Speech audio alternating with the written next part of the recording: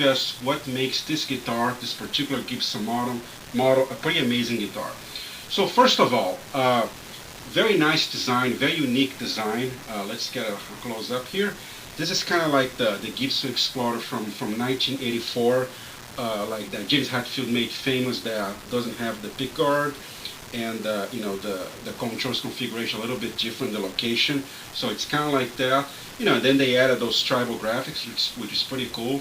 And you know, they put the Kalher tremolo, which you know, you don't find on the most Explorers. And so design and features, they're pretty cool.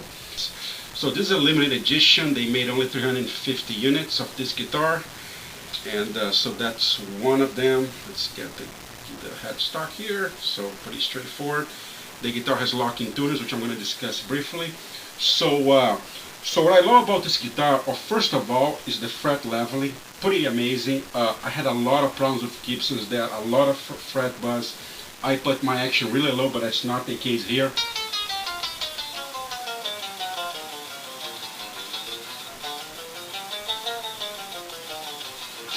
Not only that, not a single bend fret out. That was another problem that I had with a lot of Gibsons. I would play a bend and do kind of fret out. So everything is pretty amazing.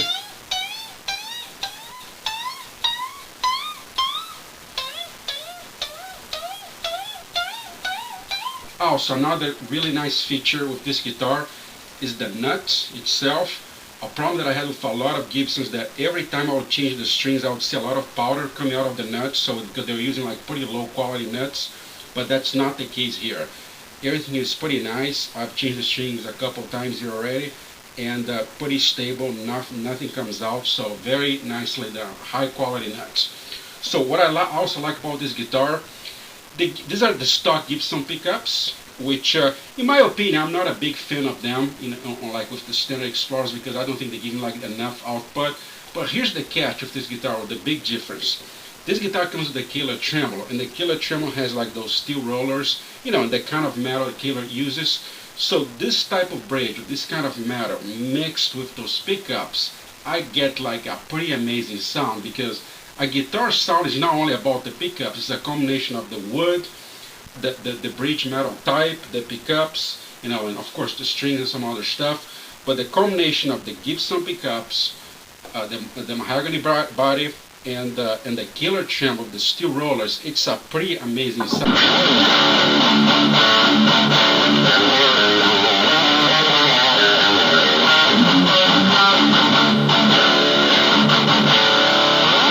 So, and I'm using Dunlop Strings, and by the way, this is by far my favorite string brand now, better than Ernie Ball, better than the Dario.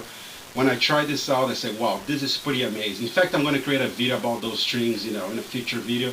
That's a subject for another discussion. You know, other than that, you know, the pickups are great. This is the neck pickup.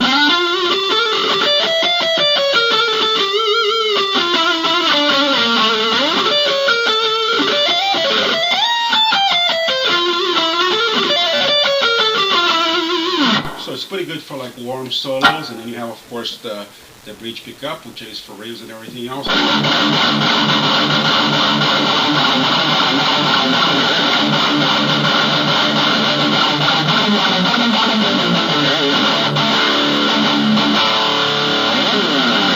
So another nice feature is the fact that you can turn the Kalher into a fixed bridge that has like a little screw here. If you screw that in, it blocks the bridge. So if you don't care about tremolos, if you don't want to use a tremolo bar, that's great. You can just use it as a fixed bridge, and you have a lot more features than the standard Gibson bridge, because with the Kalher tremolo or the Kalher bridge, you can adjust the string height of each one of them individually, which I think it's great, because I don't like to have my strings following the radius, the neck radius.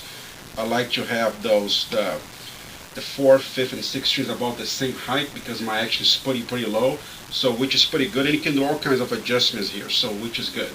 So another thing that I like about this guitar is the lack of pickup hum, you know, the annoying noise. That was another problem that I had with a lot of Explorers, mainly the ones with the pickguard. I'll get an unbelievable amount of pickup noise when I start playing the guitar, but that's not the case of this particular Gibson. It's pretty amazing. I don't have any noise gate. As you can see, it's pretty quiet, pretty clean.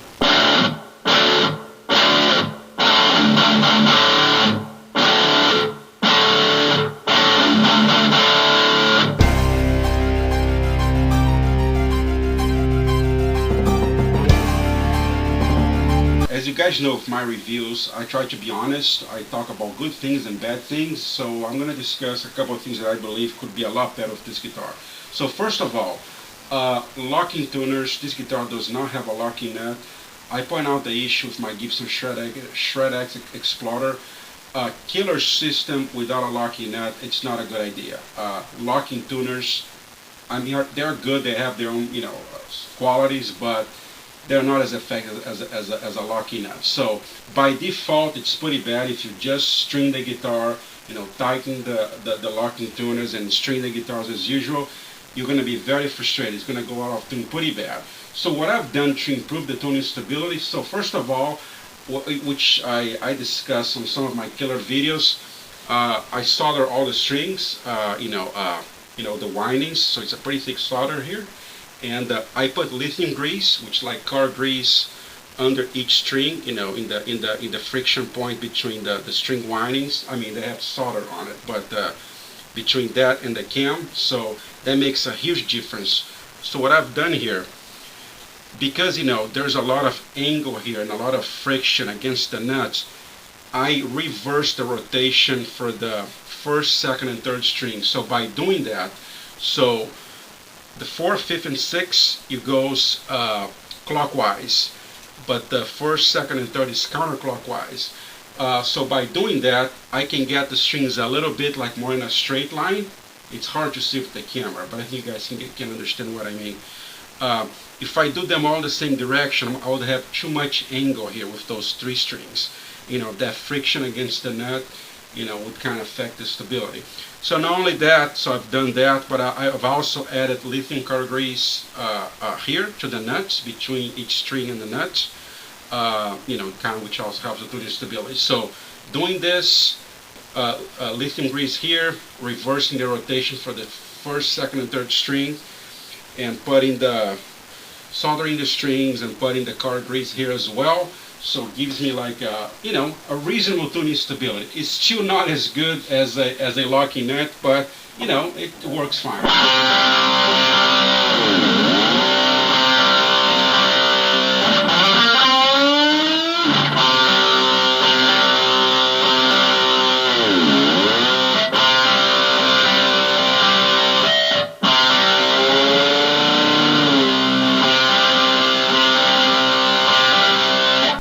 So, and the second issue that I had with this guitar, and I've seen this issue with every single Gibson guitar I've played, the nut slots are not deep enough. So in other words, the action here is way too high. Like when the action, around the first frets, because for some reason Gibson likes to put the nut pretty high. I mean, at least the nut slots.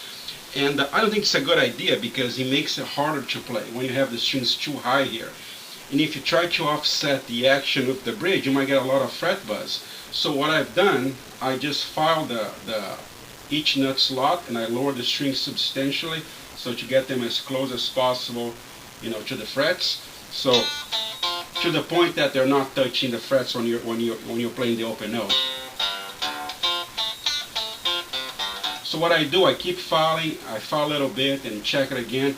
As soon as I hear a tiny little bit of buzz, because the strings are hitting the frets, I stop. So they were way too high. It was very difficult to play. So these are the 2 issues that I have with this guitar, the only 2 issues. Locking tuners, the guitar should have a locking nut instead of locking tuners. And in Gibson, I believe they should, lower the nut slots a little bit more, even if they want to go way too low, but at least a little bit more, because they're extremely high. Other than that, the guitar is solid, and if you guys see this guitar at your local store, on eBay, or whatever, go for it. It's pretty good.